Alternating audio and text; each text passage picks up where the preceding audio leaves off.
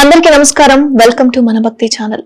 ప్రతి ఒక్కరికి వారి జీవితంలో భవిష్యత్తులో రాబోయే పరిణామాలు ఏ విధంగా ఉన్నాయని తెలుసుకోవాలన్న ఉత్సుకత ప్రతి ఒక్కరిలో ఉంటుంది. అయితే దీనికి సంబంధించి వారి యొక్క రాశి ఫలాల్లో ఏ విధంగా ఉన్నాయి అనగా స్థితిగతులు ఏ విధంగా ఉన్నాయని తెలుసుకోవడానికి మనతో పాటు ఉన్నారు గురూజీ నానాజీ పట్నాయక్ గారు.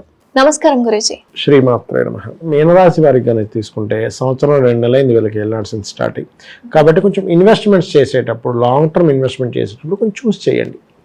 ఎందుకంటే కేవలం శని ఉన్నంత మాత్రాన ఇబ్బందిని కాదు, అక్కడ 2 పాపగ్రహాలు కూడా వస్తున్నాయి కాబట్టి చూసి ఇన్వెస్ట్మెంట్స్ చేయాలి. ఒకటి.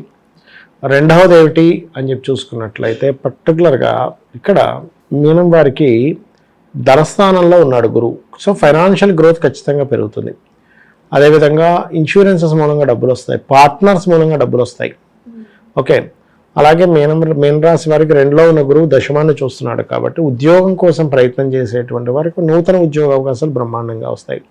లోన్స్ కూడా లభిస్తాయి. కాకపోతే వీళ్ళు తీసుకోవాల్సిన జాగ్రత్త ఒకటే, మెయిన్గా ఇన్వెస్ట్మెంట్స్ ఒకటి, లైఫ్ పార్ట్నర్ని కానీ బిజినెస్ పార్ట్నర్ కానీ ఎంపిక చేసుకునేటువంటి అంశాల్లో జాగ్రత్తగా ఉండాలి. బికాజ్ ఆఫ్ సప్తమంలో కేతు ఉన్నాడు, తొందరపడి ఎవరినో ఎంపిక చేసుకుంటాం, life partner or business partner, వాళ్ళతో తలనొప్పి ఉంటూ ఉంటుంది. సర్వసాధారణంగా అసలు సప్తమంలో కేతు గోచారంలో ఉన్నప్పుడు అసలు వివాహం జోలికే వెళ్ళొద్దని చెప్తాం.